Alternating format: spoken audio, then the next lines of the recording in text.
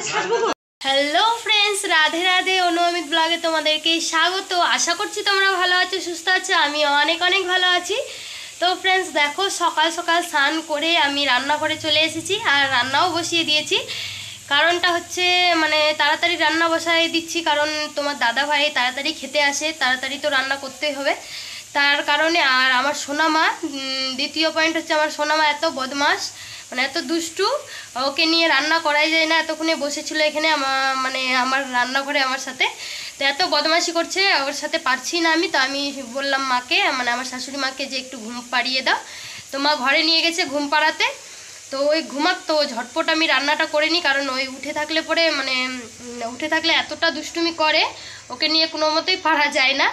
আর একটু আগেই একটা কাকিমা আমাদেরকে বলতে এসেছিল যে মানে ওর ছেলের আশীর্বাদী করতে আসবে আজকে, তো নিমন্ত্রণ করতে দুপুরবেলা ওখানে খাওয়া দাওয়া। তো আমার সকাল সকাল তো আমি অতটা জানতাম না, তো রান্না বসিয়ে দিয়েছি। তো করব না পুরো রান্নাটা, তরকারি এখনো হয়নি, আলু ভাজা, ডাল আর ভাত হয়েছে। তো তোমার দাদা ভাই আর আমার ভাই আমার দেওর খেয়ে নিবে এগুলা, আর আমি আমার শাশুড়ি মা ওখানে যাব।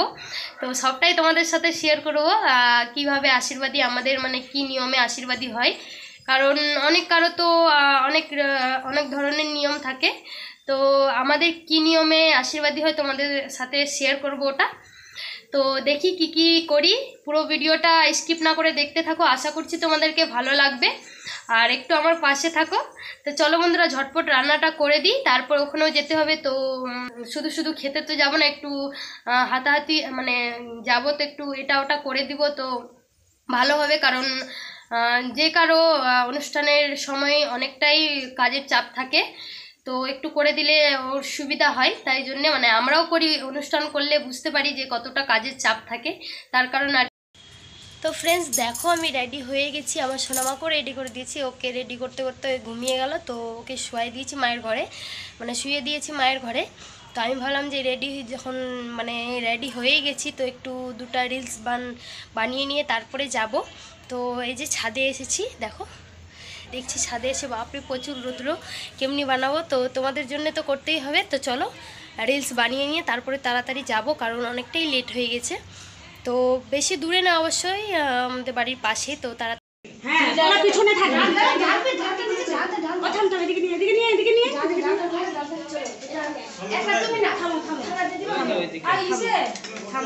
একটু দাঁড়া আমরা আগে যাবো।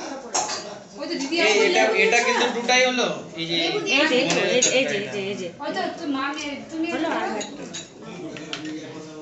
তোমরা পিছনে থাকো না, তারপর পরে ছাড়বো গো। তিনজনে যাও, দিদি হাই করে দাও তো। আজকে আমাদের আশীর্বাদী।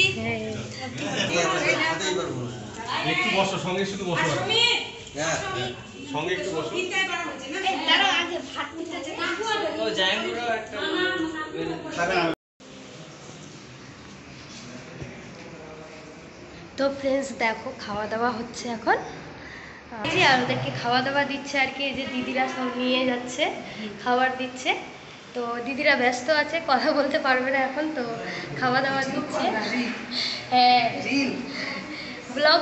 তো ফ্রেন্ডস দেখো, অনেকটা আগেই চলে এসেছি, তোমাদেরকে তো দেখালাম যে খাবার খাওয়াচ্ছে। আর এখানে সবাই আমরা মাসি, তারপরে দিদি ভাই সবাই বসে গল্প করছি, আড্ডা মারছি। সবাই একটু হাই করে দাও তো।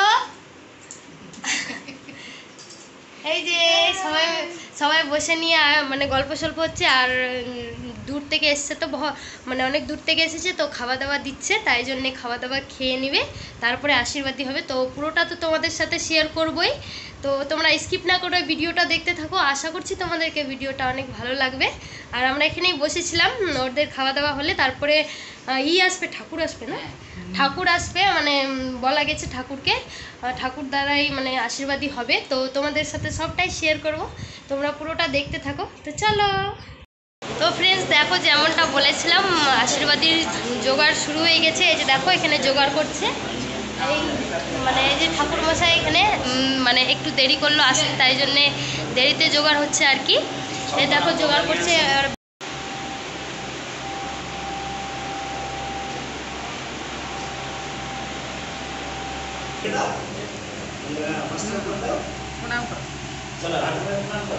এখন আসতে বলে যাইবো ওদেরকে।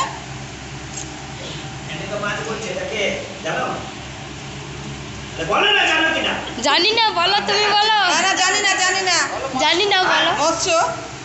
মৎস্য তো নাম হলো। হ্যাঁ তাহলে কি? দেবতার নাম কি? কোন দেবতা নিয়েছিল? মাছ কই জানি, বলো তুমি। নারায়ণের 10 অবতার, তার মধ্যে একটা ও, নারায়ণের 10 অবতার।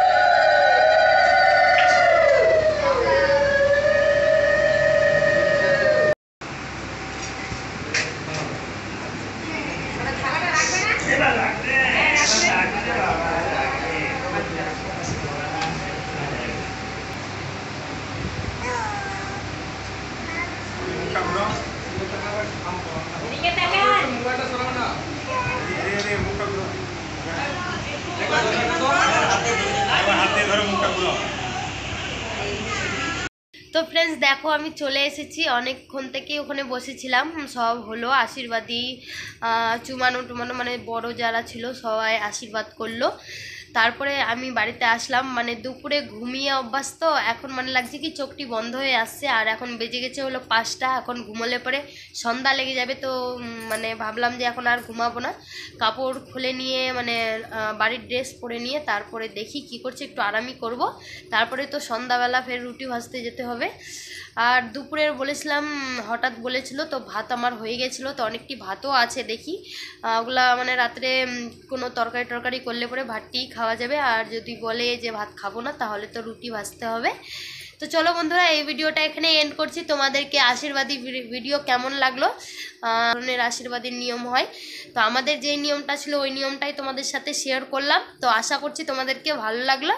তো বন্ধুরা ভিডিওটা ভালো লাগলে কি করতে হবে তোমরা তো জানোই, লাইক কমেন্ট আর সাবস্ক্রাইব করে এই বোনটার পাশে থাকো, কারণ তোমাদের একটু সাপোর্ট আমাকে ভিডিও বানাবার জন্য অনেকটাই মোটিভেট করবে। তো বন্ধুরা চলো আবারও দেখা হচ্ছে নেক্সট ব্লগে, ততক্ষণের জন্য tata bye bye, Radhe Radhe.